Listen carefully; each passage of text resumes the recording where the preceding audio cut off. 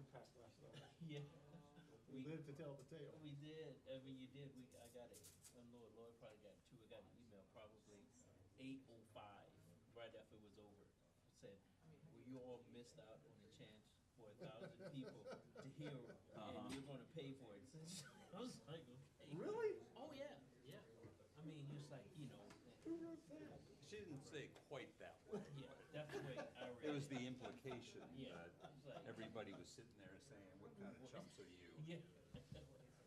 Hello, how's it going? Good. Poor county schools, man. No Lit one into them. Really? Yeah. They didn't show up. They just like, yeah, we want no parts. They just don't want to invest in the school. Oh.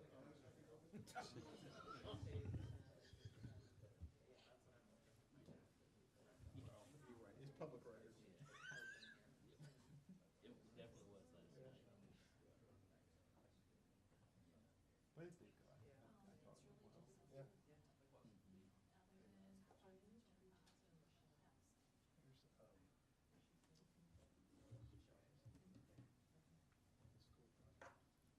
So we ready to go? All right. 10 seconds will be official at 6 o'clock according to my watch. We'll go by that clock. You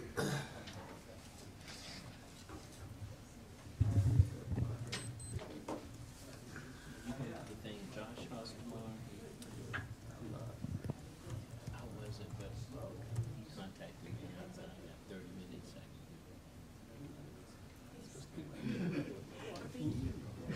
Yeah, you can't, yeah. It was Tuesday night, right? It shifts every Yeah, week. yeah. Oh, okay. Just saw your dogs being walked. That's one home. Okay, it is 6 o'clock according to the clock on the wall. It's a digital clock, so I can't say that the little big hand is on the 12 or anything. And I'll call this meeting, work session of City Council for a financial discussion to order.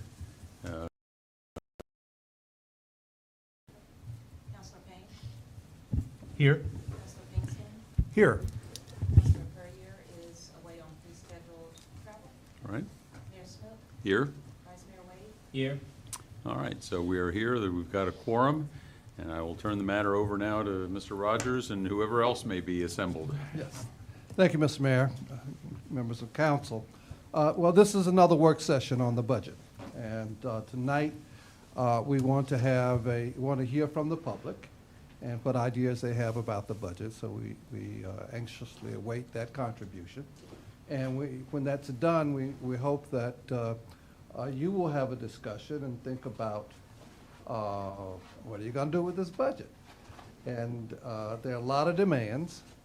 For instance, in the VCF process, we know that the requests were twice the money made available. And outside of that process, there are other priorities. You've been reading your emails. I know I've been reading mine. And people want us to do a lot of things. So there some hard decisions are going to have to be made. So we hope that you will give us some direction as we prepare the budget ordinance to bring back to you at the first meeting in April. So tonight, though, we want to start off with a presentation from our financial advisors. We do this each year at some point in the budget process to kind of give us a level set, if you will, in terms of our financial advisor's view of our financial situation and where we are standing with the rating agencies and that kind of thing. So Kevin Roddy is the managing director, and Kevin, he's going, so that everyone can see, he's gonna stay seated there rather than going to the podium. Okay. Okay, so Kevin. Thank you for that introduction, and it's great to be back in front of you. I know we did this a couple times over Zoom, so it's great to be back in person. But I've got some brief remarks in this presentation. I promise to keep it kind of at a high level, but wanted to start out, as Mr. Rogers said, just kind of level setting in terms of overall finances, and starting with the U.S. economy, kind of what's driving everything, and then going to the city of Charlottesville, and then talking specifically about us. But in terms of the U.S. economy, as everybody knows, the Federal Reserve has been working to try to curb inflation. They actually met the last couple days and raised their Fed funds rate another 0.25% this afternoon. And so they continue to do that. There's debate currently about, will this be enough? Will this be the last time they tighten? That still remains to be seen. They meet about every 6 weeks. So the discussion, but it's the kind of consensus is we're near the top, and that the overall economy is still performing well, but there are signs that it is slowing. And there was concern a couple weeks ago about a couple bank failures, and is the Fed pushing too hard? Is that causing the system to potentially break? And so there's a lot of eyes on that, watching all that very closely. In terms of the city, you're performing wonderfully. Your economic sensitive revenues are all up.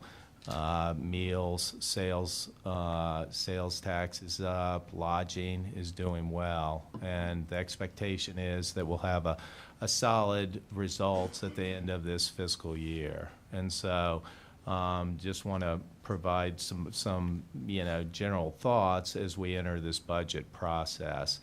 We'll have our annual bond issuance coming up later in June, and we'll actually be hosting the rating agencies for the first time since before the pandemic. We've invited both Moody's and Standard & Poor's to the city in early May to take a tour to see all the things that have happened since the last time. We give them annual updates, but this will be an in-person, and we'll give a tour of all the new activities.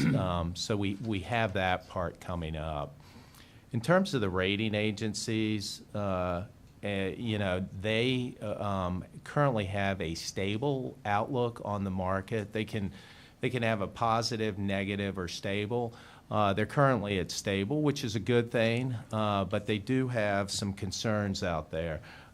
Namely, they're worried about the inflation and the pressures that are putting on local governments.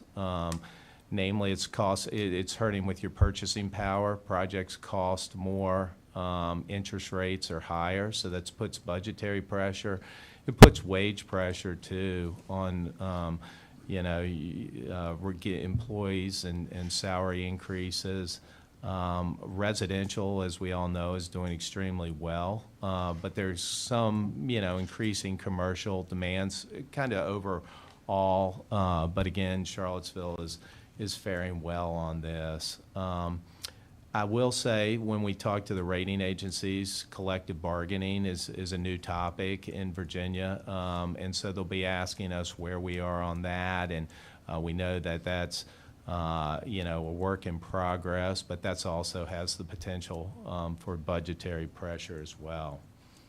As you know, we have the AAA ratings from Moody's and S&P, and those ratings, we've had them for a long time and are extremely proud of those.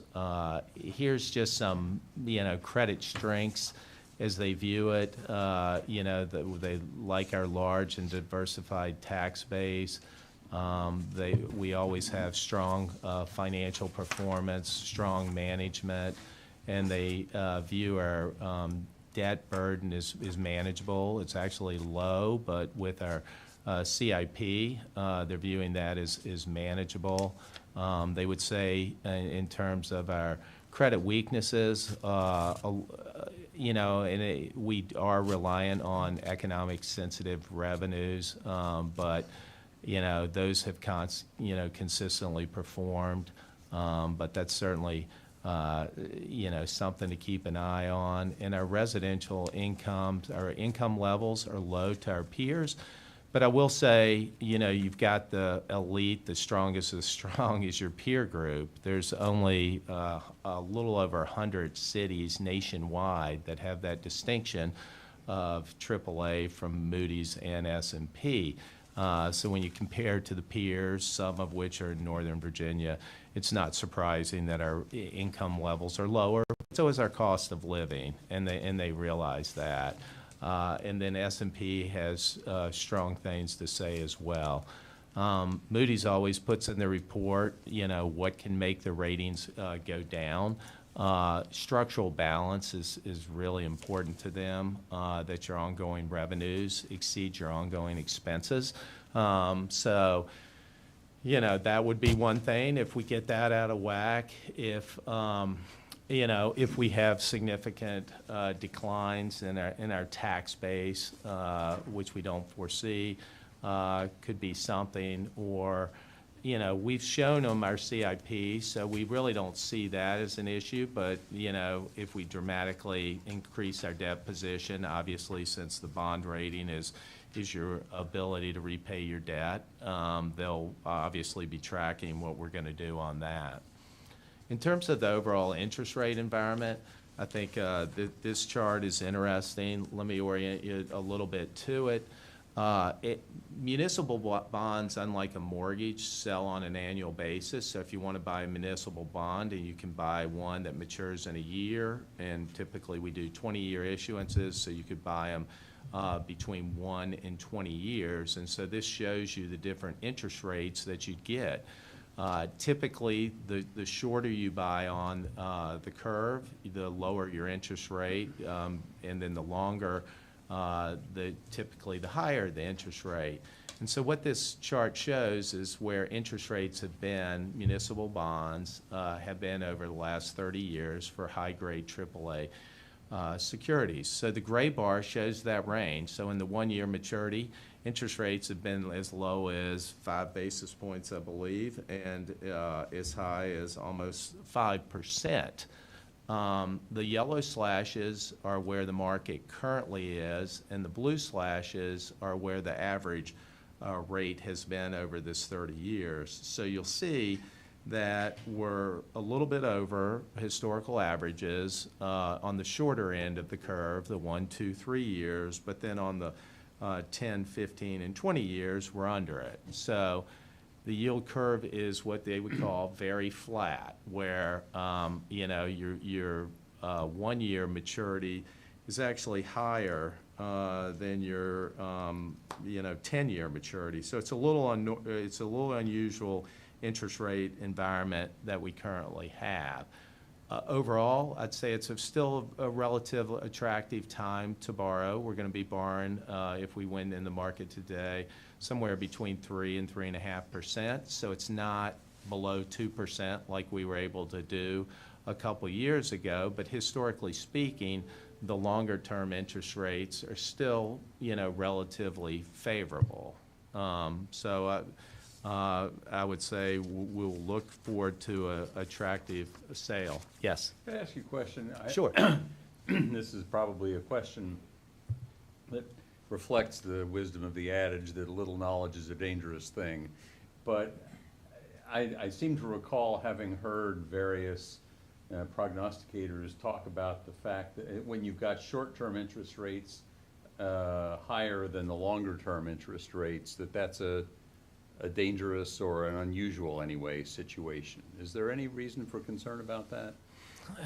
You know, I think given the current market, since the Fed is really driving up that short-term rate, and the expectation is that, you know, that as the economy slows, that the Fed will bring that rate down. But it's typically, the answer is yes, that's what's going to, when that situation occurs, it typically leads you toward a recession. It's sort of a leading economic indicator in a sense. Right.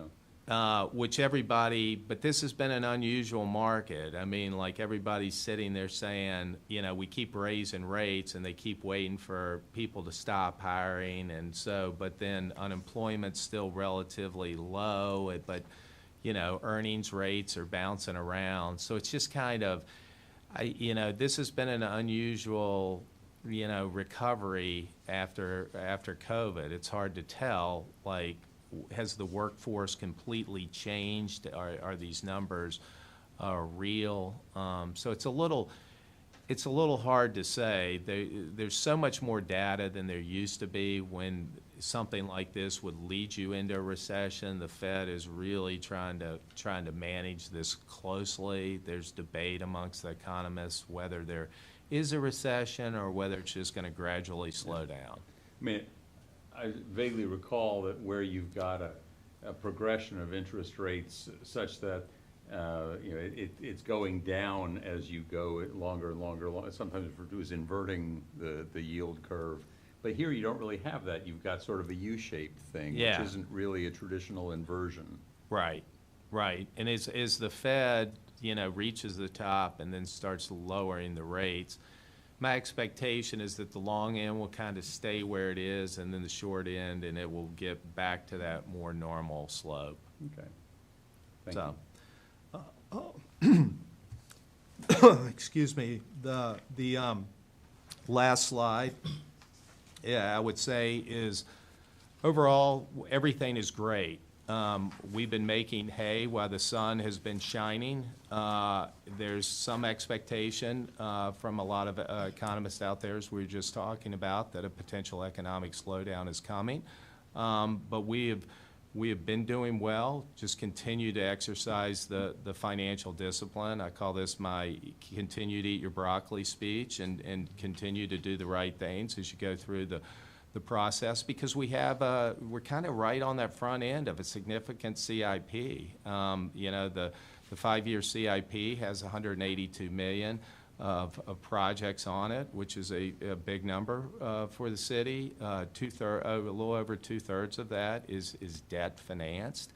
So I think there's potentially good news is that we're on the front end of that, and if the market goes the way that the economists say, we might have a more favorable environment to be bidding those projects, to be borrowing debt at a lower interest rates. And then we saved y'all from the chart that Chrissy shows y'all often, and that I bring up. But just to summarize it, we do have capacity within our ratios. We're currently in that 6% of expenditure range right now. That we've got that growing into the 8% range over time. So you do have capacity on it, but we still got to pay for it. That new debt service. So that debt service, as you add that 2+% into your budget, you got to find ways to pay for that. So the focus continues to be on affordability and preparing for that large CIP that is coming our way, and you're making steps towards doing that. So continue doing what you're doing, and those were hopefully my brief remarks to get us started. I have a couple of comments. 2 slides back, please. I wasn't sure to wait to the end or what. So, in my question is on the fixed cost. CNP Global says, we have low fixed costs, and then Moody's said manageable overall fixed costs. I'm trying to, I thought older cities, had a lot of, fixed costs because it's a lot to maintain. So if you could just explain a little bit about that to me, what that means. Yeah. By fixed cost, like the first fixed cost burden, they're really talking debt service, is really kind of what they're getting. Infrastructure type of. Yeah. That's, most of what they do is, again, at a high level, what a credit rating agency is doing is judging your ability and your willingness to repay your debt. So that, at the end of the day, they're saying, and they have judged y'all, is the highest of the high of ability to repay your debt. So kind of what's your existing debt, what's your management, what's your future CIP, how your finances look, all that's critical to that. What would be an example, of we've maintained the highest credit rating, as far as I know? I've been in this community, I don't know, 30 years, and I know it's something that it's a feather in a cap. I think it's good. It saves us a lot of money. if you could give an idea, like if we were just one step down, an example of what that would mean for, let's say borrowing $1 million, or, what difference would that mean? Like, how much more money would it cost us? I'm trying to show the importance of keeping this higher. Right, right. In your current, you say, roughly 1/4%. So, some lower rated, so it's not like you double your cost of funds because, the difference between being, as high as you can be and very, very strong, there is a little bit of difference there. To me, I think it's important to look at that, but it's kind of more important to, the things that you're doing and the right things that y'all are doing lead to the credit rating instead of, as clients sit there and say, how can I get to this AAA? Yeah. We can give you a roadmap and what you need to do, but if you're doing the right things, it's going to lead you to it. So, I mean, the wrong things would be, not having a significant fund balance, having more expenditures in a year than you have revenues, stuff like that, which, y'all are so financially strong, and it's just part of the culture. Yeah. And my last question is, you were getting into it in the last slide where, is there anything that we as council persons and as, leaders, staff, should be concerned about at all? I mean, other than, not spending more, is there anything that we're doing that we should keep an eye on? No, I would just say the pressures are obviously there. As Mr. Rogers started out, there's budgetary pressures. The collective bargaining is, something that you're going to have to manage because that's a little more of an unknown in terms of how much it costs and the budgetary pressures in there. So it's just really being aware and diligent on what is coming down the road, and so there's obviously a lot of projects in that CIP. So to me, it's just sticking to the process and the fundamentals that have gotten you all to this point. Thank you. Other questions? I do have one other question. Any sense of what the possibility of a federal default may mean for the bond markets, for these kinds of markets? Yeah, it would, since we're a little more insulated than some of the localities that are more federally, have more of sources of federal income, but it would shock the markets. The rating agencies recently came out with a report, and 10 years ago or so, when they were talking about this, the rating agency said, I'm not sure that a locality can be rated higher than the federal government, but the rating agencies recently came out with a report that said, yeah, they can. And so I think there would be stress. I think it would, just like one of your major companies, the ripple effect, you have to go through every locality and see their ability to absorb it. But it would definitely cause turmoil in the overall markets because, the U.S. government has always been long viewed as that flight to quality. When everything else is going bad, people just run and buy U.S. Treasury bonds. Right. So if that safe haven went away, there would be a lot of ripple effects. But not predictably positive or negative for us? Well, yeah, I don't think it'd be positive, but I think we could. I don't think it would be overly negative for us. Okay. In other words, we'd still probably be able to borrow money in the market. Yes, yes. Okay. Maybe the flight to quality sends people to buy Charlottesville bonds instead of U.S. bonds. Right.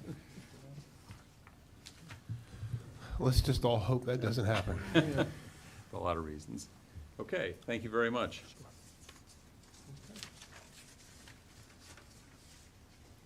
What's next? So, you want to Well, we've given the overview of the budget, Right. and for the public who want to comment, there were comments of the night at the council meeting on the assessments, and the assessments this year yielded a $9 million in additional revenue. In my budget statement, I identify how that revenue is allocated, in this budget. And that provides you a good roadmap that, we've suggested some things and that add up to the revenue, the new revenue that we have. We have not recommended a tax rate increase. So there are demands, so your decision window is within that 13 million if you want to move some things around. The budget is balanced now, so if there are decisions that need to be made, that is the window that we are playing with at this point. So I just want to make sure I understand the next steps as far as us providing comments, particularly with what we heard last week with the nonprofits, and just in budget in general, that we can provide comments to Ms. Hamill, and then I think April 6th, I forgot the exact date, but we'll have a kind of a work session where we'll kind of work with the numbers based on the comments Right. that you have received, and I'm sure you'll get some more that night, but is that kind of where we are? We have another one next week. Yes, on April 6th, is an opportunity for you to, having thought about this, taking the information from the night that we hear from the public, and reading our emails and other means of communication that people are talking to us, and deciding where we can be responsive and whether you want to go forward with what is proposed. Got it, thank you. Okay. So at this point, Mr. Mayor, I think we should hear from the public, All right. those assembled. So we have, as always, both possibility of in-person comments and comments from people online. We'll typically take one from here, one from online, back and forth until we exhaust one or the other. If you are online and wish to participate, there is a Zoom, I assume you're here on a Zoom link, or either that or on a phone link. If you're on Zoom, raise the hand, hit the raise hand icon, or *9 if you're on a phone. Why don't we first ask if there's anybody here in person who would like to speak on the matter? Yes, ma'am, Ms. Akos. And this does serve as an official public hearing. Yes, this is a public hearing. Hello, I'm Kristen Sakis. I live here in town, served on city council for 8 years and don't now, which is lovely. A year ago, city council reviewed its support for affordable housing as it proposed to increase its commitment to housing affordability. And I commend that commitment, and I know that it was entered into in good faith.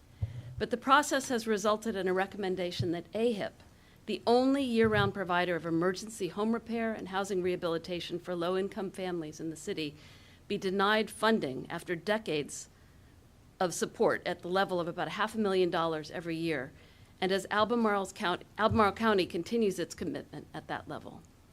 Such a cut could be catastrophic for the effort to preserve existing affordable housing in the city, and would undercut your efforts to increase the total stock of affordable housing.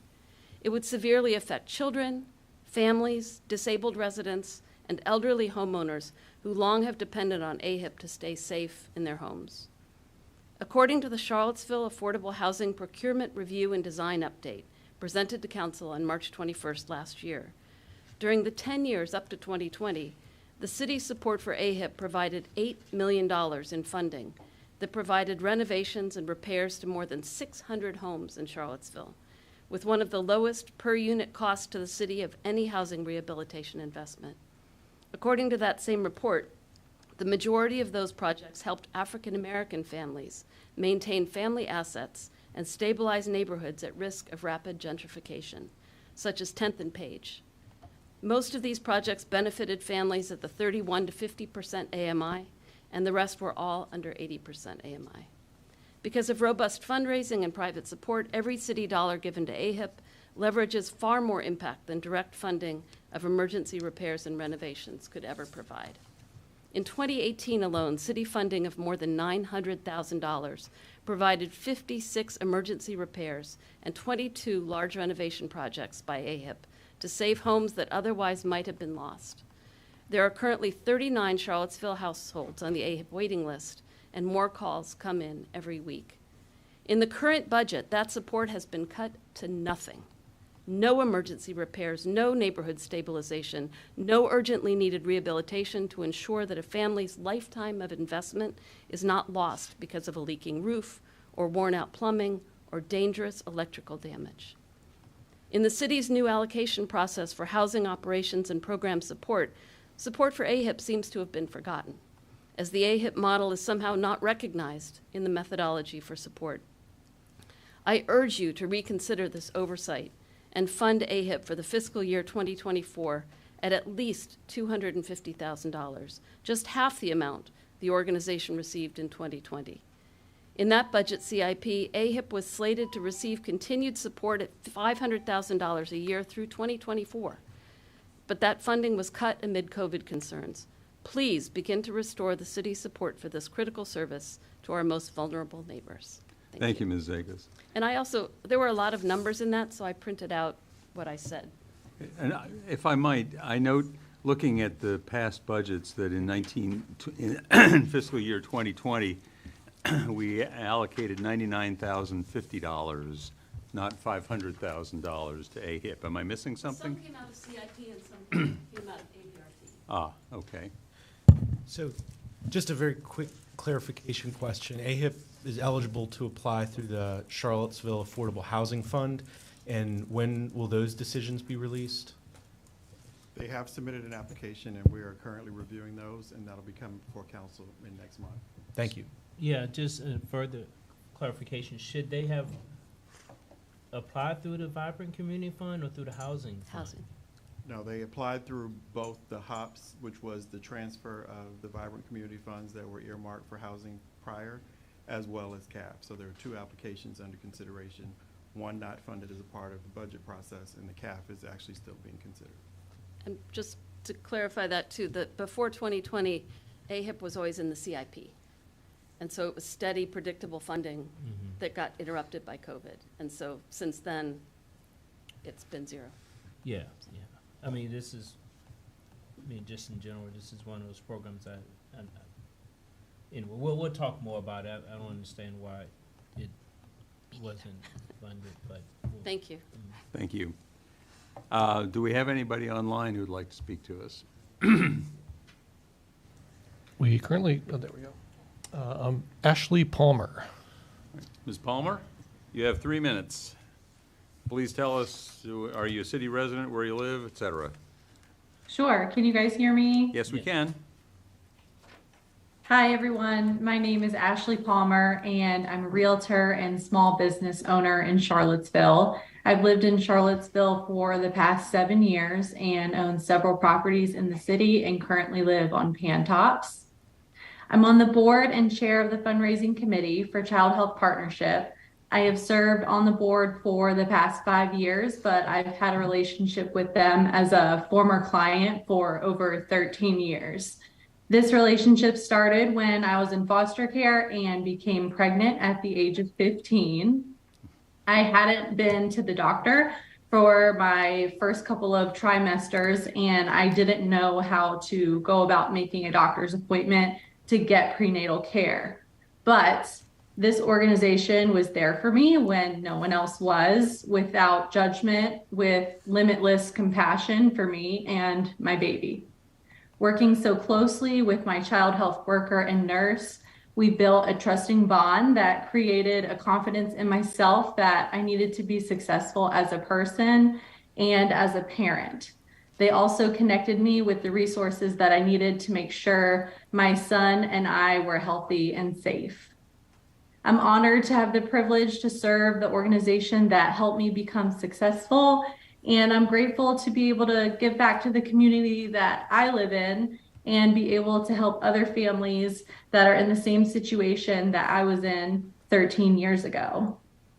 I know firsthand that Child Health Partnership provides an invaluable service to the families we serve. Child Health has a huge impact on the stability of families in our community and the future of our children. With the way the economy is right now, the need for our services is critical. So please reconsider the amount of funding that Child Health Partnership will receive for the 2024 fiscal year. Thank you. Thank you, Ms. Palmer. Next, we'll come back to in-person. Ms. Torres?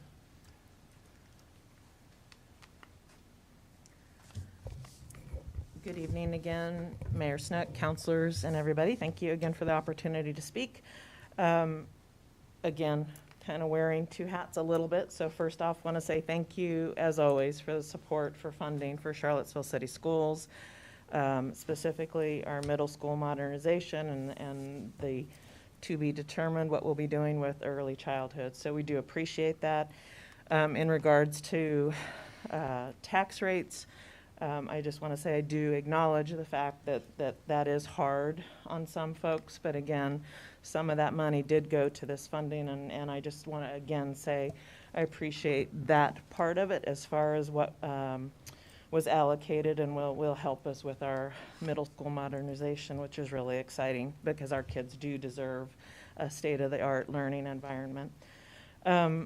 Pivoting to housing and other priorities, and I want to acknowledge Councilor Pinkston and Councilor Payne as far as their commitments to the housing support with the impact group last night. And again, I continue to bring up and also feel it's very important to invest and to continue to support affordable housing, but really want to continue to echo and say what is affordable and is 60% truly affordable, and to ask and to say that we all really need to reconsider what and how many people can truly afford 60% AMI if that's what we're going to use as our benchmark. I similarly to Ms. Zakos, very much support and ask you to invest whatever monies that you can in programs that are going to support housing rehab, some of the subsidies that are going to help with the rental assistance programs, property tax assistance programs. Again, we need to take care of our own here first. And I may be probably a little naive when it comes to some of the economics behind continuing to increase density and building more when we still haven't taken care of fully the residents that are here in Charlottesville. And I hope that you will take that to heart when you're making some of these decisions that are really hard, because there are a lot of great people and programs that do need funding. So I am sensitive to that as well. And again, want to put in a plug for helping us fund some of the programs that we're going to need as far as space and supports for our youth right now, as we know we are all really struggling.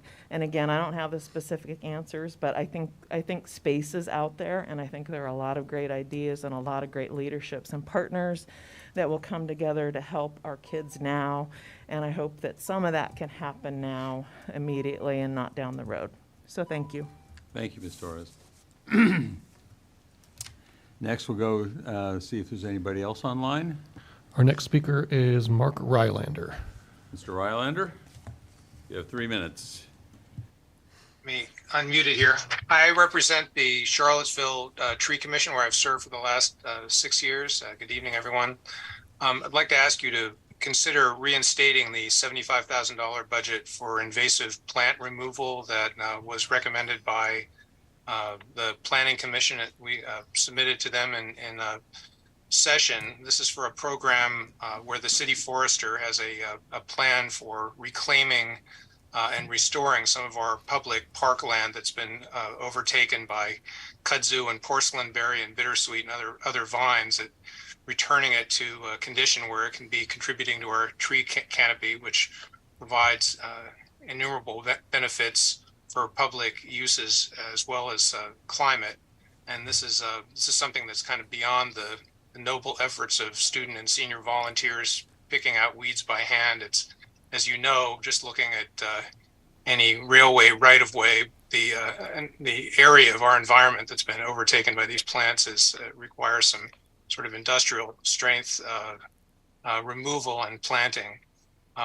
Once it's cleared and replanted, it'll be a self-sustaining forest that'll grow on its own. And I'd like you to think of our trees and our plants really as infrastructure in the same way we think of roads and utilities. Our trees and streams and rivers provide ongoing and renewable benefits, and thinking of it as an investment, just like you would any other investment. Thank you for your time. Thank you, Mr. Rylander. Next in person, yes, sir. In case you haven't figured out, I'm just going across the room. Good evening, and thank you for the opportunity to speak tonight. I'm Larry Brown, and I'm speaking on behalf of the Charlottesville Police Foundation, where I'm a member of the board of directors. We want to, at the foundation, encourage you to support the Charlottesville Police Department budget for the coming year. As I think many of you know, the foundation is a nonprofit organization, and our mission is to foster community well-being by supporting police excellence, to provide training and equipment for the police department beyond the city budget, and to promote meaningful community engagement so that officers can do their best work on behalf of all the citizens of Charlottesville. As you know, the number of certified police officers in the department is currently significantly below the needed staffing levels. This obviously means less officers on the streets, particularly in critical areas. With new leadership, there's an opportunity to correct this problem and bring the department's staffing levels up to the budgeted amount. However, the department leadership requires the financial support of the council and the city manager to achieve that goal. Some specific needs are increases in compensation and benefits that make CPD a competitive department with the Albemarle County PD, with the University Police Department, and with other surrounding departments. Also, funding for vehicles that will support a more robust take-home program that is important. It's an important tool for recruitment. Funding for basic supplies that support officer training, both in the department and at the training academy. And finally, funding to support the development of a crisis response team to meet the needs of our community. In summary, this is a critical time for the city of Charlottesville.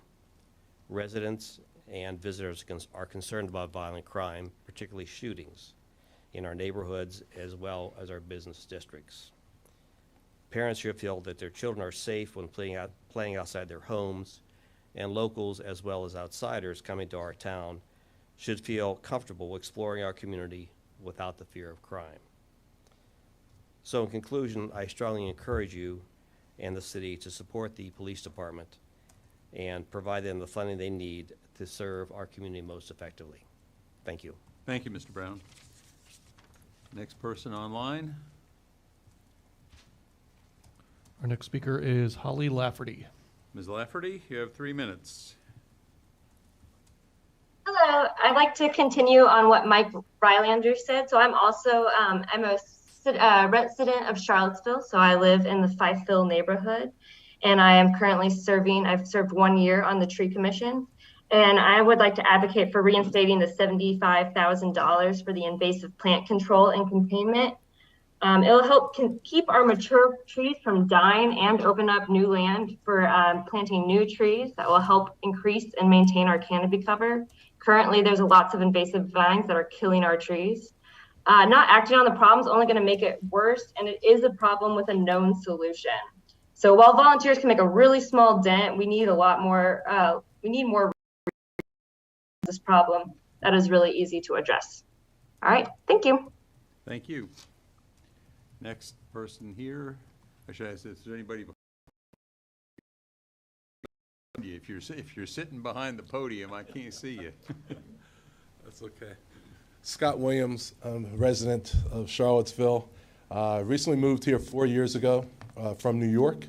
I'm a former member of the United States Secret Service Uniform Division, where I was a police officer in D.C. and was actively involved in task force to regulate crime in the D.C. area with Metropolitan Police and Park Police. I was involved in very active policing. I know what the stress level is of a police officer. Cannot imagine what our local police department is going through right now, with responding to over 50 gun incidents, shots fired. We have, I'll just repeat from today's paper, that we have gun violence has taken the lives of 14 people and injured 22 since September. I am pleading with the council to please, please advance the budget forward for the police department. I have been an advocate for compassionate policing. I come from a police family. My father was a New York City police officer. I served in the police department. I know the job is tough. I tell my wife all the time how difficult the job is. She got to witness it firsthand as we drove by the convenience store on Cherry Avenue just after the shooting was happening, and people were running out of the convenience store with their hands up, and police were arriving on the scene, having to assess the scene. She got to see firsthand how difficult it is to be a police officer. Our city deserves better. Our young people deserve to be able to grow up in a safe environment. Our adults deserve to be able to have a safe environment. But if we don't have a strong police department that's compassionate as well, but has the resources and the funding to protect our city, protect our citizens, everything that the gentleman just talked about around our bonding and our ratings won't matter. So I beg you to please, please pass the police budget. Thank you. Thank you, Mr. Williams. Next person online. There are currently no hands raised.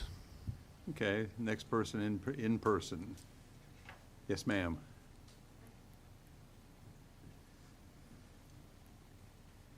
I'm a little shorter than Mr. Williams. Let me bring this down. Thank you, Mayor Snook, council members, city manager's office. My name is Annie Kim.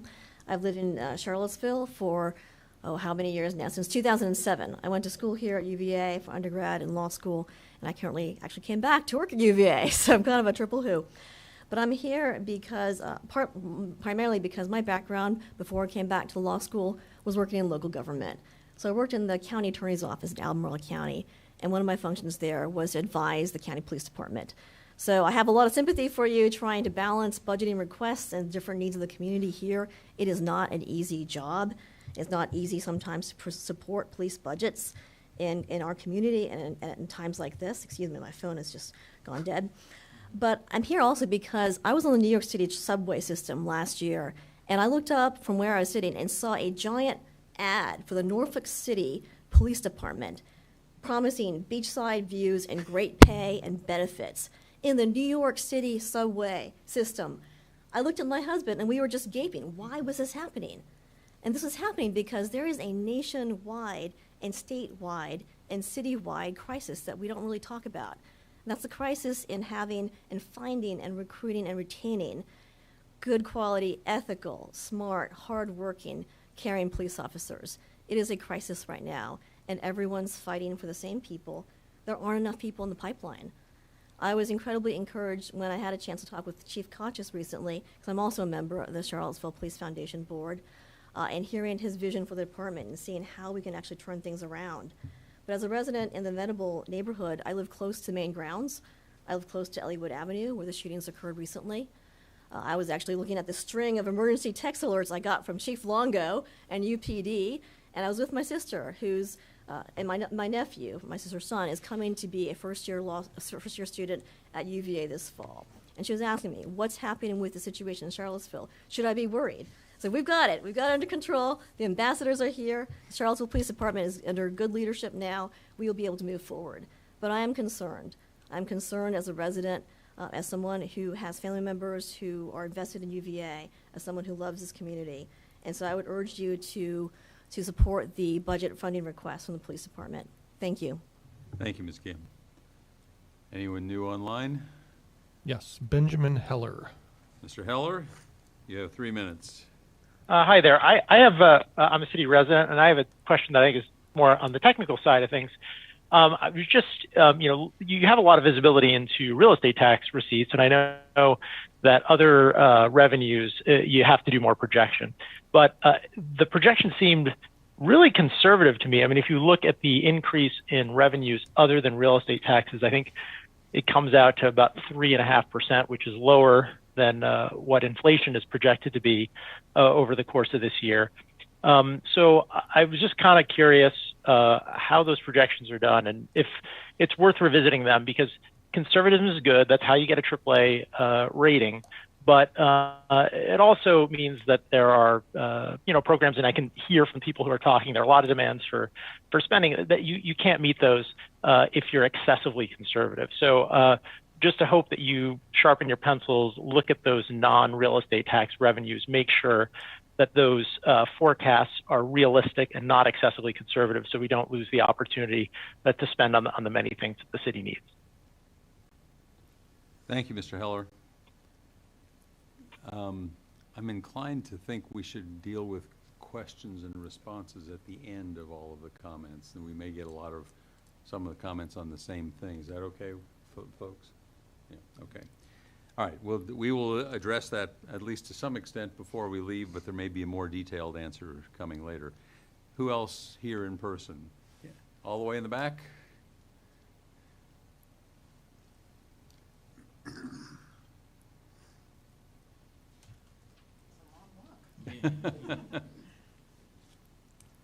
Good evening. Good evening. My name is Toya Traeger, and I am the Director of Marketing and Administration for Traeger Brothers Coffee, a family-owned and operated local business. I moved to Charlottesville as a teenager, and now 30-plus years later, live in the Fontaine Avenue area of the city. I did the math last night. I could not believe it. It's been over 30 years. Tonight, I appear before you in my capacity as a member of the board at the Child Health Partnership. As you know, Child Health Partnership provides at-home support to pregnant teens and low-income parents with children from ages 0 to 6. Child Health Partnership provides an invaluable service to the families we serve. Our nurses monitor the health and development of their babies and young children, help families find medical care, and help coordinate care for medically complex children. Our family support workers provide parenting training and connect our clients to various resources, including jobs, childcare, food, transportation, housing, and preschool. In other words, Child Health Partnership is an advocate for families facing many kinds of challenges. As the mother of a special needs child who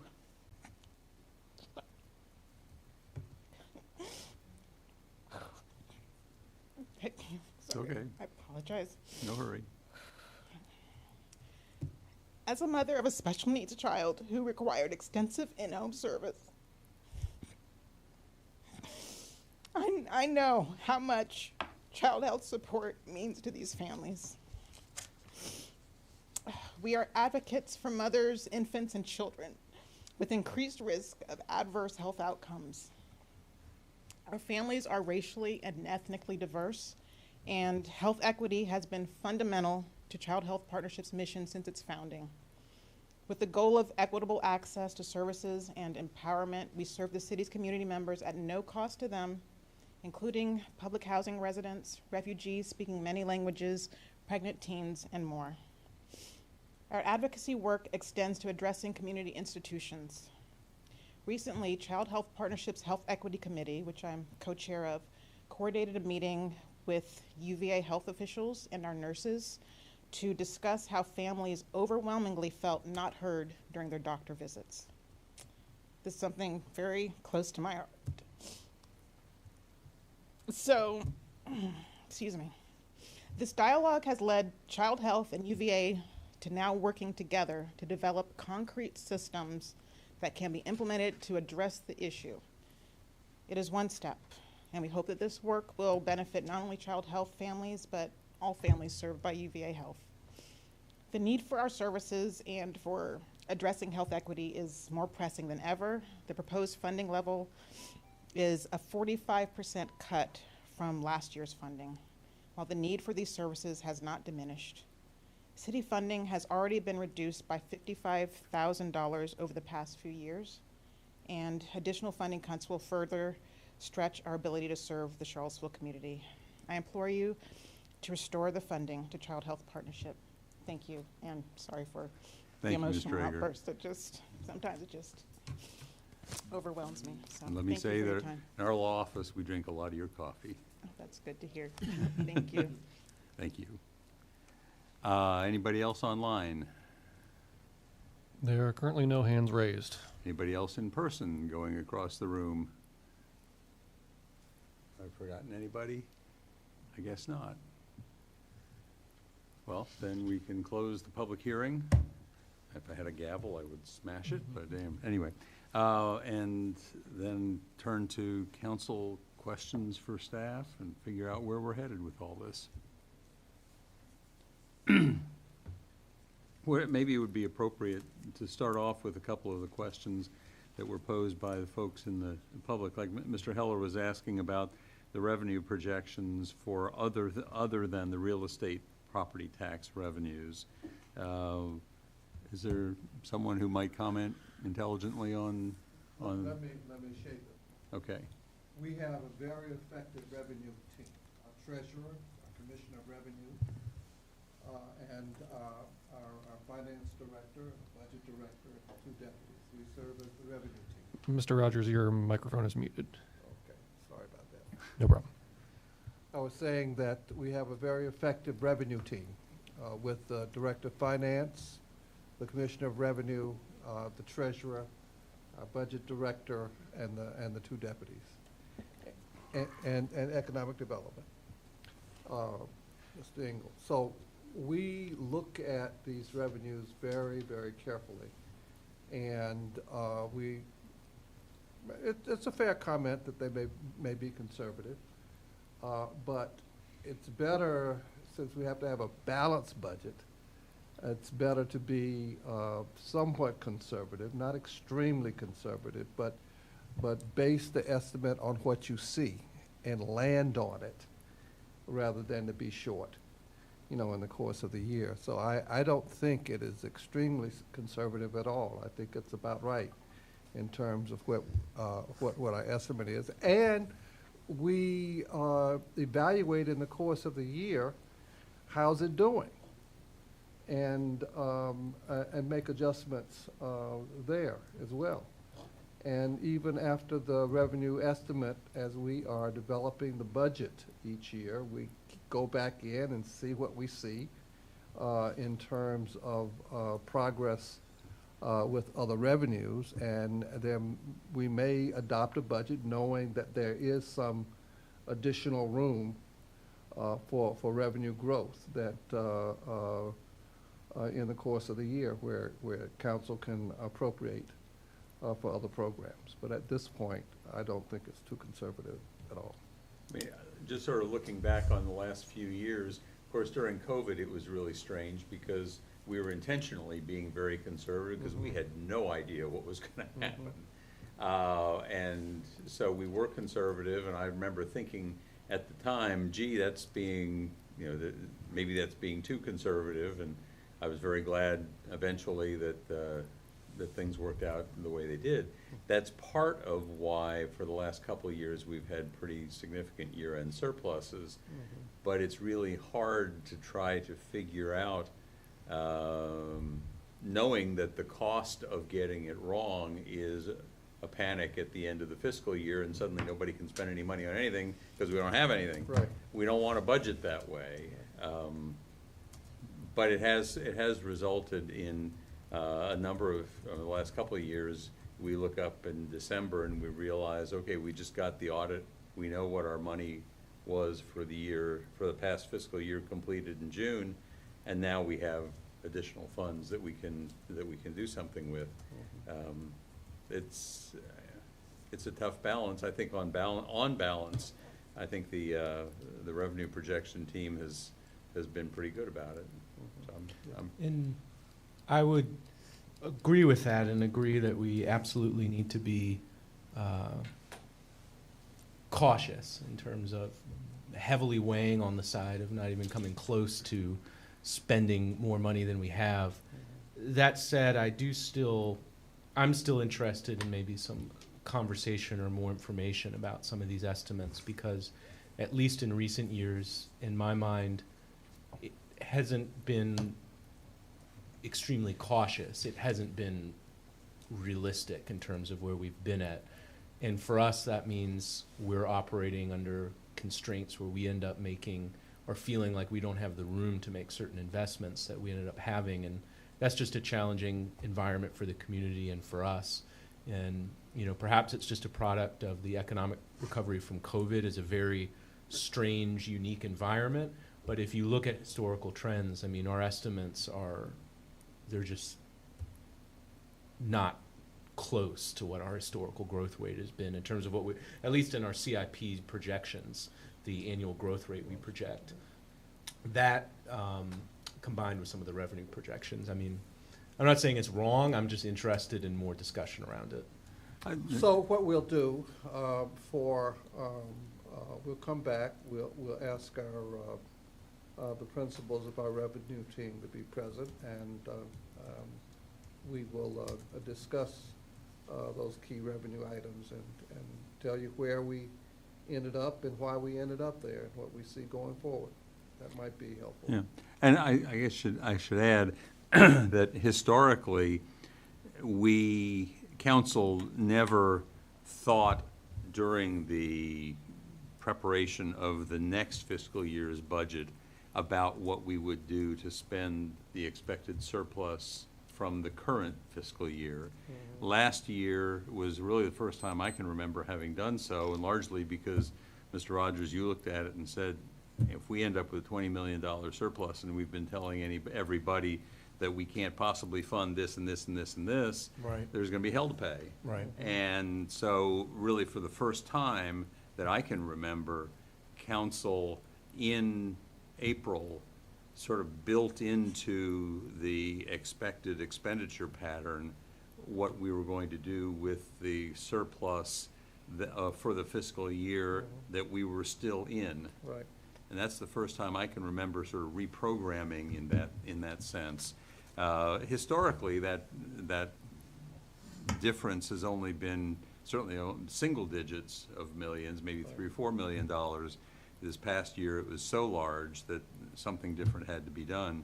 I don't know whether it's likely to look like that again this year or what. As I recall last time, we didn't even start thinking about that really until after we got the numbers at the end of March, right, which would be 3/4 of the fiscal year. We don't expect to have that benefit again this year. There will be some surplus, but certainly not in the $20 million range. Okay. And just kind of to add on to that, just a few things, keeping in mind, COVID really impacted the 20 budget, the 21 budget, and the 22 budget. We have no trends, there are no trends that exist for sort of maneuvering through a pandemic. And so prior to those, we do have multi-year of data that we are tracking trends on those. It would be helpful if you could give us some indication of which revenues you're speaking to specifically that you'd like us to look at. I'd also add that most of our surpluses pre-pandemic have typically been in the 3 to 5% range of the general fund budget, which is kind of a safety. In an ideal world, we'd have no surplus, but certainly a small surplus is better than a deficit. That said, a large portion of those surpluses were actually built on expenditure savings and not revenues. So all that said, certainly happy to share any of the processes or the methods. If there's some particular revenues that you're questioning, that would be particularly helpful so that we can address those. And I guess really for me the the bigger question I've had is a separate issue is in terms of the growth rate we're using to project out the affordability of our CIP, just because that compounds over time and heavily influences what we consider affordable. I'm curious, kind of, it's been so out of line with what our historical growth rates have been. What's our justification for staying there, and how council should be thinking about how that should influence how we think about big projects that, you know, have an impact 10 years down the line. Yeah, so I think that's a fair point. Keeping in mind, though, the growth rate that impacts the CIP is our debt limit. So that speaks to the target of 9 or 10%. And when we started the school conversation, you're absolutely right. We were looking at a growth rate and we were saying, hey, time out, not sure we can get this in. And also, one other point to the revenues, the surpluses in the revenue projections have been heavily weighted by 2 anomalies of really high assessment increases. So, you know, for the CIP, now looking at that growth rate, that's sort of looking at, okay, how much can we issue to keep us at 9 or keep us at 10? But the real issue is not really how much we can get there, is, to Kevin's point earlier, is how much can you afford? Right. But I think, maybe I'm just misinterpreting something, but I mean, to me, that growth rate does impact the affordability if you're looking at our general fund revenue growth and the projection of that, like, on an annual basis. So basically what it impacts is how much can you add to the general fund budget to pay your debt service. Right. Not necessarily how much can you put, I mean, one sort of leads to the other, right? But it's more an idea of, here's how much revenue you think you have. Now, if we're missing the mark on our revenue projections, you're right? Because we're saying you can't afford this amount of debt, or you can't afford to do these other things. But yeah, we're happy to share or talk about any of that in more detail. Thank you. I'll stop going down this rabbit hole now. Well, and to answer, I suppose, the question that Ms. Hamill put, I'd say I don't have any particular thought that any particular revenue estimation is right or wrong. Maybe it would just be useful to say, here's the reason why we have a 3% expected growth rate for this, and then just to, you know, sort of ask and then answer the question of whether a different rate is more reasonable or equally reasonable, or Absolutely. or what. Absolutely. And there are only about 5 or 6 things that are really kind of meaningful in that respect. Mm-hmm. Yeah. Thank you. One of the, Can I ask one yeah. question? So, Councilor Payne, is your point, you feel like we have more capacity in terms of what we could bond if we thought a little different? That's my point, and that's my concern, is certainly in COVID, I think that's 100% true. COVID was such a unique environment, it's hard to extrapolate from it, but certainly the past few years, we entered the budget cycles feeling we were way more constrained and it was going to be way more difficult to make some investments, and then we figured out it was still difficult. We still have to do a lot of work to make it work, but we were able to get there, and I don't want to repeat that situation in future budget cycles, especially if it causes us to not make an investment that we have the capacity to do, if that makes sense. Yeah. I guess the one piece now that the situation is different now overall for the city because of the school project, right? I mean, that's an enormous add to the CIP, and we haven't done anything like that in a long time, so I can see how that, we'll talk about that next week, I guess, but, and I'll be interested to know what the costs are coming in at and how that impacts our future CIP. But yeah, I mean, I agree. I think being as thoughtful as possible about not missing opportunities. I felt like last year we came kind of close to missing an opportunity with the schools, and you know, when we were sort of forced to figure it out, we all came together and figured it out. So I'm confident we'll do that going forward. So. Other questions? I have a couple of questions of mine. First, we had a number of speakers talking about the Charlottesville Police Department budget. Is that an issue? Have we cut something that we were being asked to fund? Or did we, my understanding was that the police chief and city manager's office are basically in agreement, and this Yes. budget reflects what they're asking for. Yes, that's correct. I think it's the same with the schools as well. We've Right. received a lot of comments to support the Mhm. school's budget, and I think there was agreement with you and Dr. Gurley as well. Right. So, I mean, it's fine to give us comments, but I don't want the narrative to be out there that we're not supporting the police department or the school's Well. budget that they suggested, so.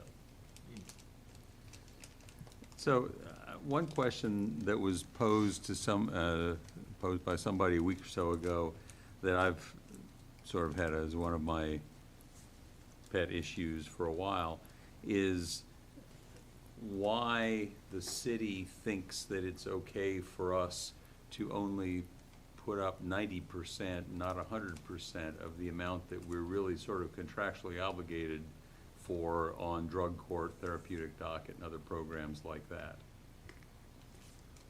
Well, with the VCF, there's a certain amount of money that is allocated to that in the budget.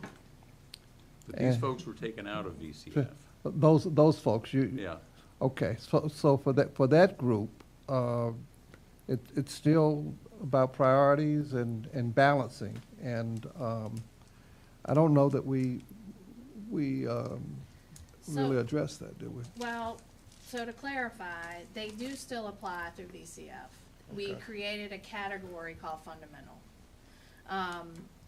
We can, if it's council's pleasure to fund those at 100% of their request, we can do that. It either comes from the pot that we have set aside for VCF, which means everybody else gets a little bit less, or it comes out of the pot for the rest of the general fund.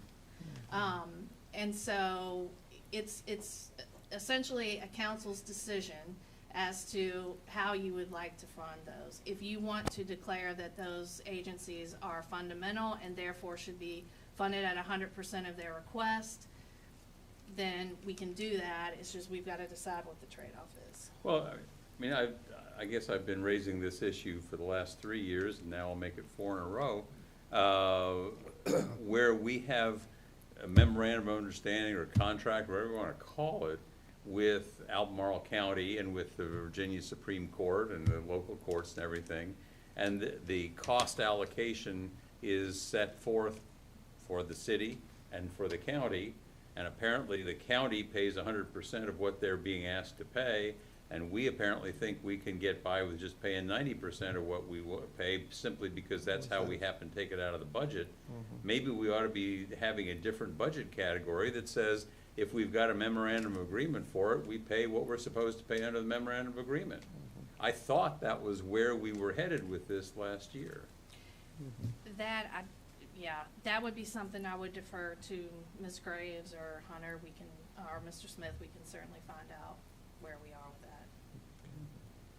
In a similar vein, when it comes to intergovernmental agencies, I guess contractual agencies now, one of the questions I've had is I know last budget cycle we had discussion about CRHA being an intergovernmental agency, and there was never a formal resolution we voted on or anything, but there was serious conversations about moving in that direction. I know that hasn't happened this budget cycle, but I continue to think that's something we need to just come to a final decision on as a council, whether for their operational expenses we want them competing through VCF and HOPS, or whether we consider them more akin to an agency like SPCA and other agencies we fund on a more regular, routine basis. I think the argument for doing so is obviously that they're not a nonprofit. They're intertwined as the development arm of the city in a very unique way. It's not that long ago history that their executive director was the city manager. I think that was 90s or early 2000s. So it's just a very unique agency that I think makes sense to view in that way, especially when we're looking at how much investing or capital needs. I think there's a coinciding operational need. So that's where I'm at, where I think that switch makes sense instead of having them routinely compete through HOPS and having basic operational expenses being an uncertainty for them. But I think wherever we come down as a council, we just kind of have to make a final decision and stick with it there. I'm curious, just unrelated data point, what is the current thought on what 1 cent on the tax rate, real estate tax rate is equal to? 1.2 million. Okay. So that itself is up about 25% over the last couple of years, yeah, okay. And I guess is I don't know whether it would be appropriate at this point, one question I would like to ask. Is the reference to the $75,000 for dealing with invasive vegetation?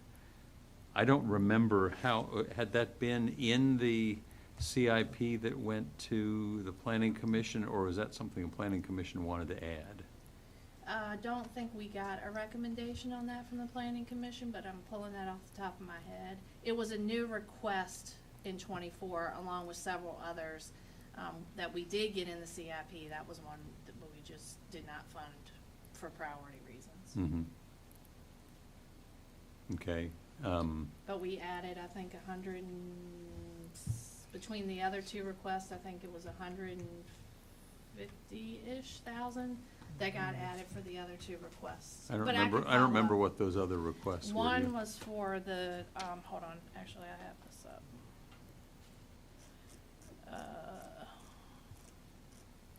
Let's see.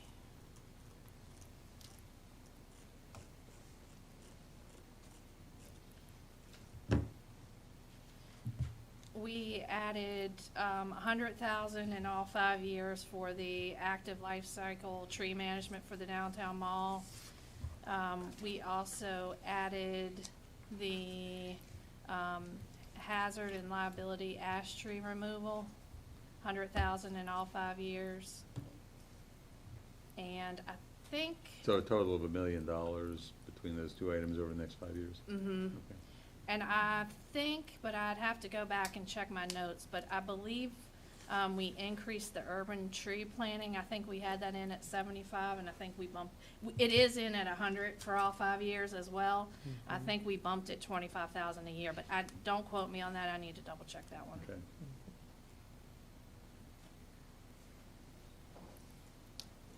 A few questions. One, maybe this is a question for next week, but the LED street lighting, I know, has been a topic of discussion in terms of it's been in the budget in the past and now is out.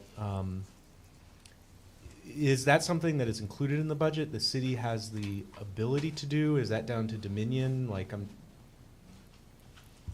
got that out? Sarah?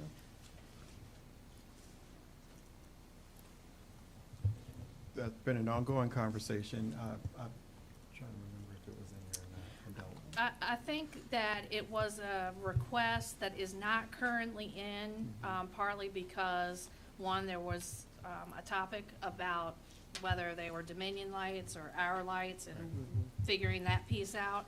I also think, but again, don't quote me on this, we can follow up.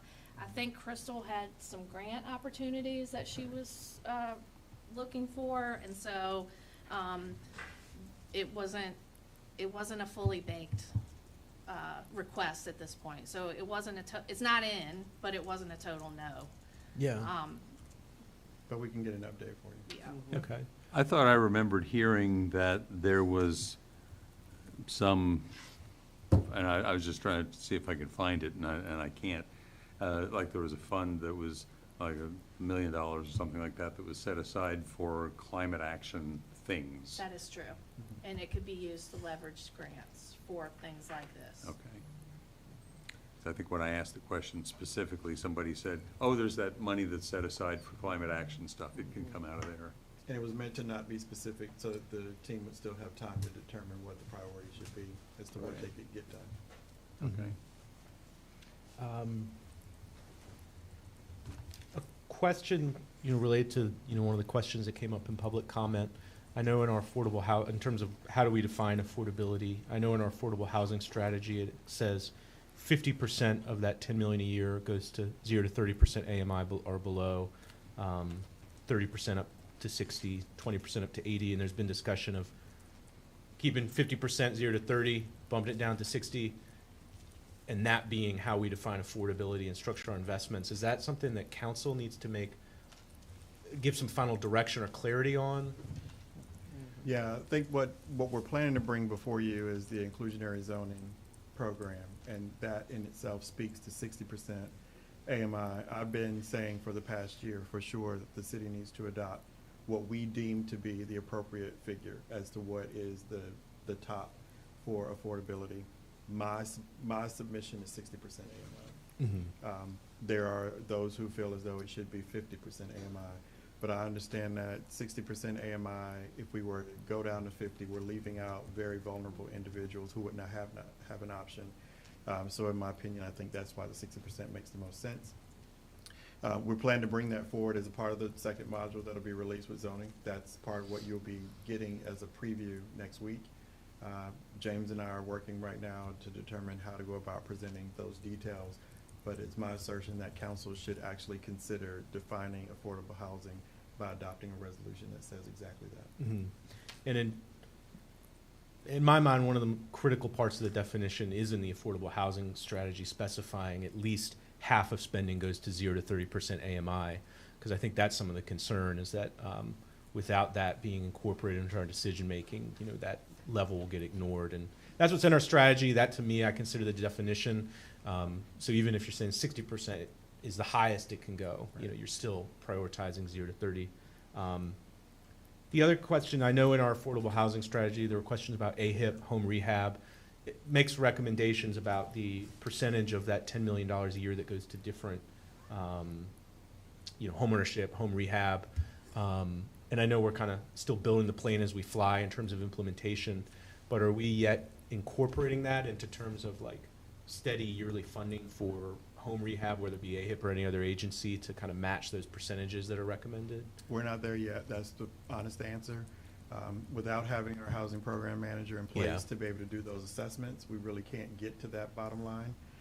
I can announce that we have an accepted offer, and we do have an individual who will be joining the team May 1st. That'll be the beginning work that needs to get done. But as it relates to going back over the affordable housing plan, I think part of the work that our new manager will be doing would be to quickly figure out what is it that we need to do to more or less correct this plane that we're flying right now that we're trying to repair at the same time. Even making those changes to the affordable priorities, those targets, is going to require council at least to endorse a change to the affordable housing plan, because that's our Bible. That's what we're supposed to operate under. And if we change any content, then we need to actually have you officially endorse that as well. I don't really have other questions for now, just general comments, and some feedback in anticipation of the other work sessions is, we knew coming into this is going to be a tighter budget cycle. This isn't a budget cycle where there's going to be, a major new program we have the capacity to fill.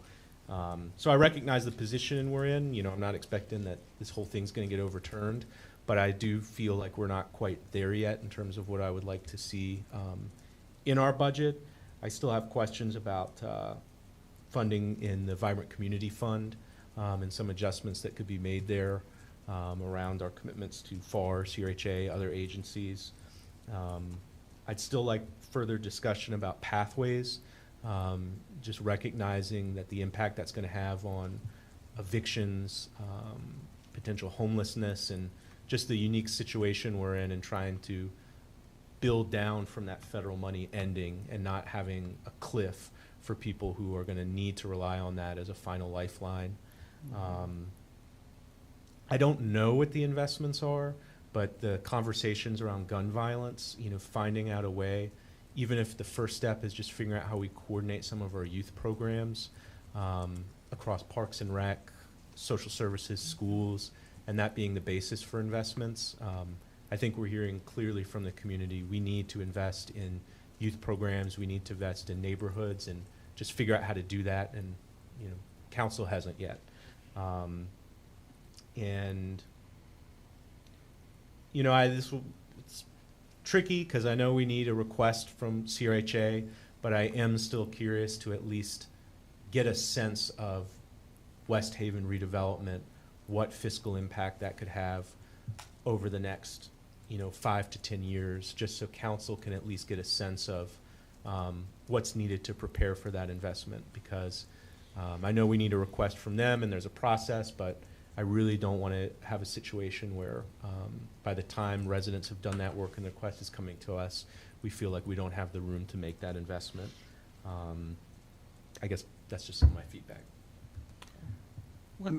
One question that I had that was spurred by something that Councilor Payne said, if we end up adopting this, the inclusionary zoning scheme as it has been suggested in Module 1, and maybe I'll know more next week when Module 2 comes out, one of the concerns that I've had is that part of what we're thinking we might want to have happen is that, let's say you're in an RA zone and you want to build 4 units on your house, on your lot, and they would all be affordable units. And we know from other analyses that have been done by these same consultants that it basically takes 9 market rate units to subsidize 1 affordable unit. The only way that we end up with 4 units being built, or frankly even 1 unit being built, 1 affordable unit being built, is if somebody else comes along and subsidizes it. And my assumption is, though nobody has said so explicitly, my assumption is that somebody is going to think that the city is going to subsidize those 4 affordable units.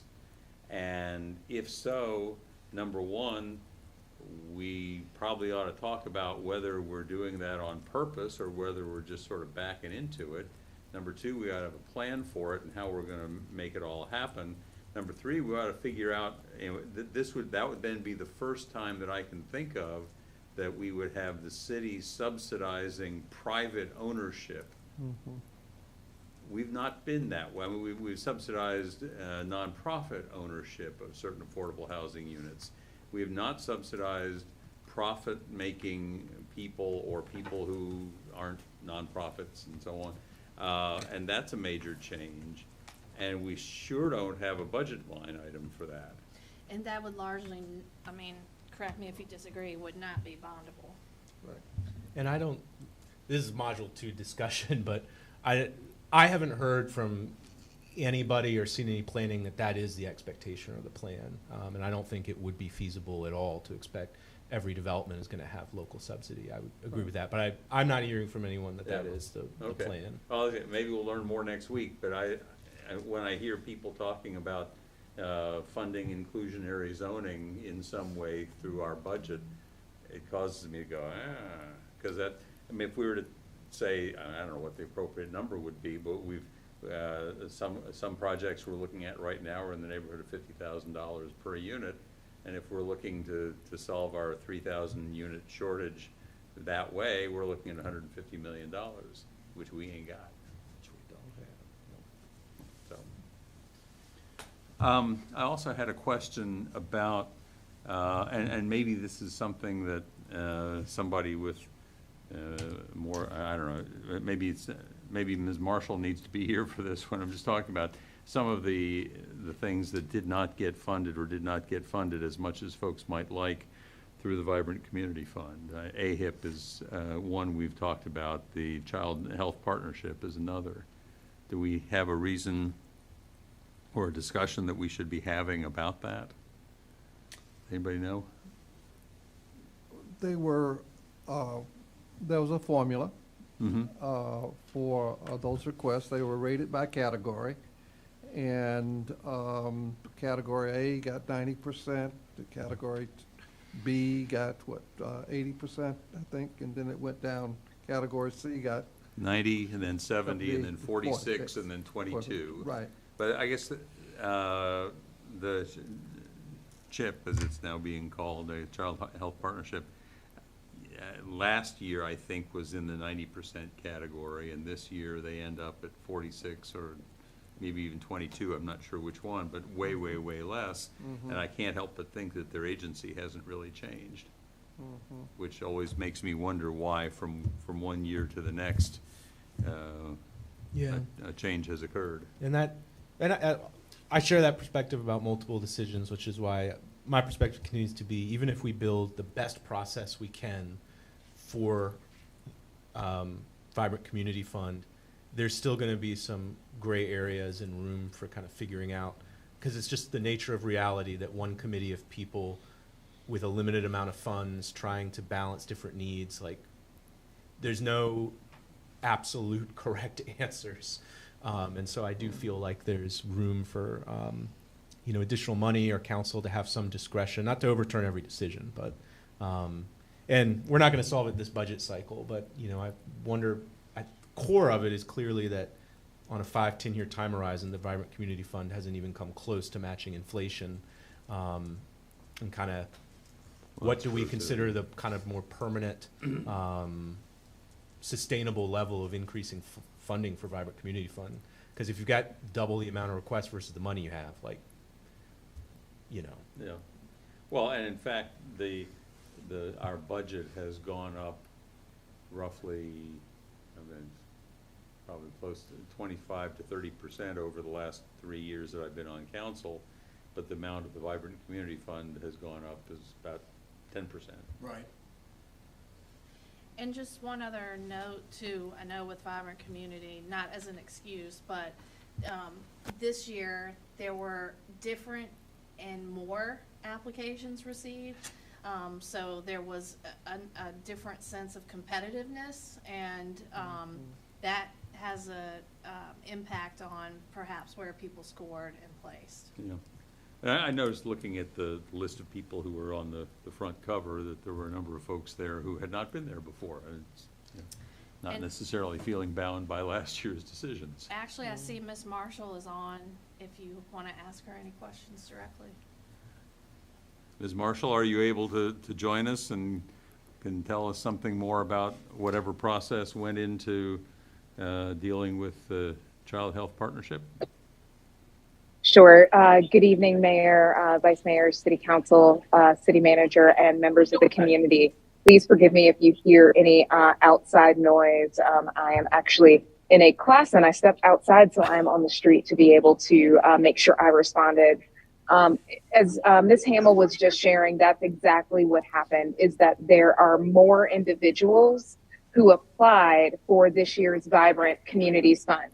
So we actually received requests that would double the amount of what is allocated if we were to actually provide 100% support for all of them. In this year, I know that the Vibrant Communities team was very proud that many new individuals received funding, and many up-and-coming nonprofits also were able to receive funding. But that does mean if you only have 5 apples, but now you have 30 people who want one of them, not everybody is going to be able to get what they really maybe need to run their programs. And also that means that some people, unfortunately, are maybe not going to be as competitive as they were because of some of the new applications. I know that's not necessarily a very satisfying answer. And as a former nonprofit CEO who's definitely lost grant money, that one's kind of the worst, because it's not necessarily that you did anything wrong. It can just be that someone else new presented something maybe a little novel. So again, I know that's not the best answer that gives a definitive answer as to why certain individuals received different amounts of funding, but it really did have a lot to do with the increased amount of applicants, but not a amount of funding that would be able to support all of their good work. Thank you. Anybody have questions for Ms. Marshall? Not a question, but just again, I'm very interested in a longer term conversation about kind of funding levels for VCF. I know there's formulas and minutia, but just kind of a gut level, are we comfortable with us funding the tourism board almost the same as the entire Vibrant Community Fund for all nonprofit competitive applications? I don't think we have a choice on that one, though. I think that's by agreement. I understand. We've also made Thank you, Ms. Marshall. discretionary. Go back to your class. And thank you for joining us. I guess you could change the law if you wanted to. Yeah. On that. So Now, do we have a? Could I just add the little clarification on the AHIP application specifically? we're just reminding you that Ms. Kelly's presentation to you last week was the explanation of the results of the HOPS considerations. There were 14 applications totaling $1.3 million for $575,000 being available. So that is, again, the same scenario. It's based on the number of applications. It's a competitive process. It was scored. There was a committee seated to actually score those applications. I don't have the results in front of me to be able to tell you anything more, which we describe what we could and then advise any individual organization that could reach out to staff as is normal practice to find out how they were scored and what particular learnings they can take away from the process. But that's what happened in the HOP situation, very similar to what Vibrant was. It's just $1.3 million in applications with $500,000 available. So is there still another funding opportunity for Yes. for AHIP? That's the CAF process that is currently underway, separate and apart from budget. The CAF funding that's under consideration right now is this year's money, while we're talking about the budget for next year. So we will be getting that done, and the reason we got off schedule was because of the seating issues that we had for getting eligible individuals to help review the applications in the first place. Yeah, and some clarification on prior funding for AHIP as well. Is there, in the CIP, there used to be two distinct pots. One was for rehab and one was for the Affordable Housing Fund. It wasn't necessarily competitive at that point. People could just apply for those funds. And then at some point they got combined all into CAF. And so that's how AHIP was funded through the CIP, was either through that rehab pot or through the CAF. So is there a thought about sort of what would be a reasonable increase to the VCF, going forward? I think that's what Councilor, part of what he was getting at. Well, I know we had some things, I guess a few years ago, was the ABRT, and now we have a different process and mechanism. But I'm just wondering, if we hold the total number the same and inflation is chipping away and we've got more people wanting to compete, which I think is great, one way of looking at those numbers that we only funded half is that we have a really engaged community who wants to do lots of good things. And so I think that's a positive spin on it, I suppose. But is there, I guess I'm just trying to wonder if we as council or you all should think about this pot of money, what is a reasonable target for it compared to other communities perhaps, and what is, if we budget everything else and then this one pot of money is kind of what's left, that's not, the best sort of response. But, is there a way to benchmark versus other communities, or do we need to set in place sort of an escalation over, I don't know, 3% or something every year? I'm just. I think all of that is a discussion for our strategic planning session. What a great thing to talk about. Okay. Yeah, we're going to do that. One thought that I had, I think we came to recognize through the affordable housing plan that the most affordable house is the one that we've already got. And if we can spend $15,000 in renovations and refurbishing, it's a whole lot cheaper than spending $180,000 on a new unit completely. And I guess the question that I would have, not knowing what was going into the decision-making process for HOPS, or what would be going into the decision-making process for Affordable Housing Fund, is whether there is a way to make sure that that basic priority, that fact, that recognition that $1 for rehabbing is probably much more effective than a comparable $1 for new construction, a way to reflect that reality.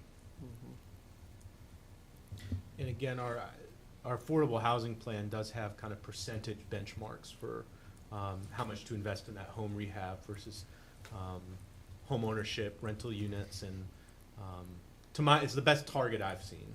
But open to further conversation. I guess the question is percent, an allocation of percentage of what's the denominator? What's 10 million entire annual pool? Of the commitment. 10 million? Yeah. Okay. All right, well, that's something I'd like to talk more about. And now that we've flagged another issue for you, we can be ready to go. Are there other topics that counselors want to make sure that we're asking the staff to take a look at? I've been going back through my last emails, trying to make sure I've pulled out the things that people have been talking about, and we've certainly gotten a number of emails recently about the invasive vegetation, and I remember until about 3 days ago, I hadn't realized that was an issue at all, so thank you for the emails. Do other people have other issues?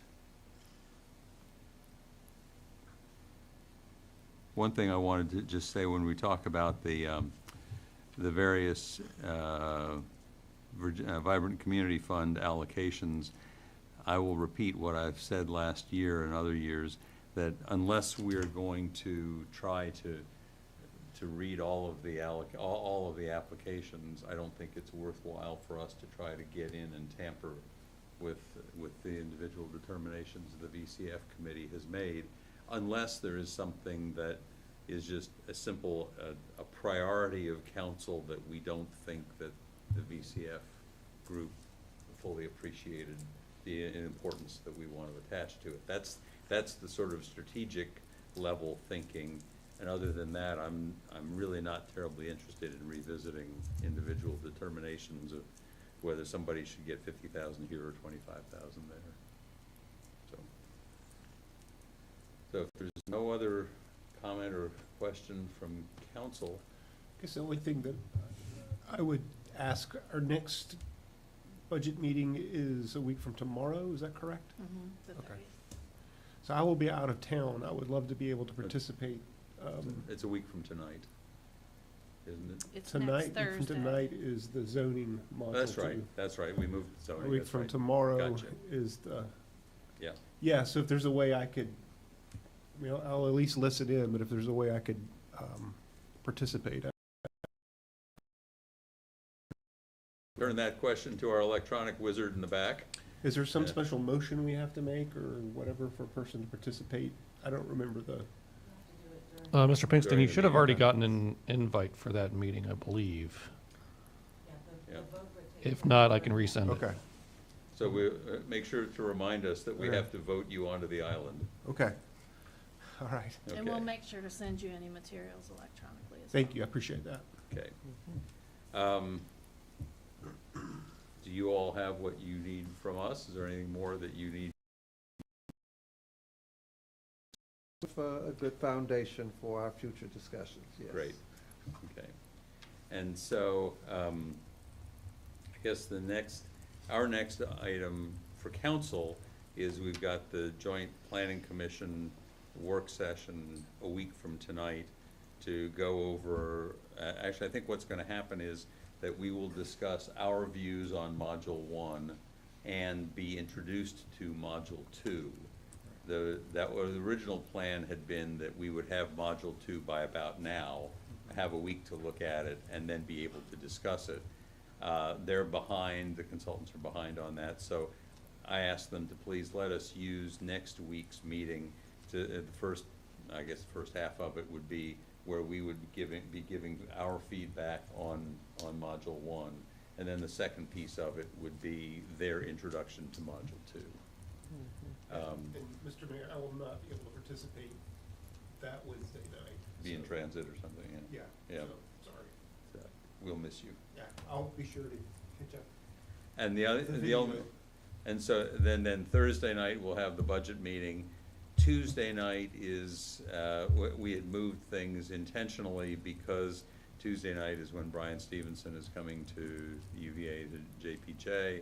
And I know that there are a lot of folks who are interested in city council things, including yours truly, who would very much like to be at Brian Stevenson's talk. So that was the reason why we kind of skipped things along a little bit. But then we're working toward April 3rd is our next council meeting. April 6th would be, and I guess that's technically the first reading of the budget ordinance, is that what the way it's working? And then the 6th would be a work session again, where we would hopefully get down to at least identifying just the last few issues that we're really talking about. Right. So that on April 11th, we will be able to have a fairly short meeting at 5:30 where we say, yes, this is the budget, yes, we approve it, and then we get to go sit with the planning commission at 6 o'clock, so. Sounds exciting. Somebody asked me recently how much time council is taking, and I said, well, I figured out that for the month of March, we will have 9 official council meetings. When I combine all of the other council meetings and other things that I've got to be doing related to council for the month of March, it's going to be between 65 and 70 hours for the month, and that's not even including the reading and stuff that goes on behind, so. So, the first reading of the budget is on April 3rd. Yes, okay, great, thank you. Okay, I think we've done all the damage we can do for one night. We're adjourned. Thank you all for coming.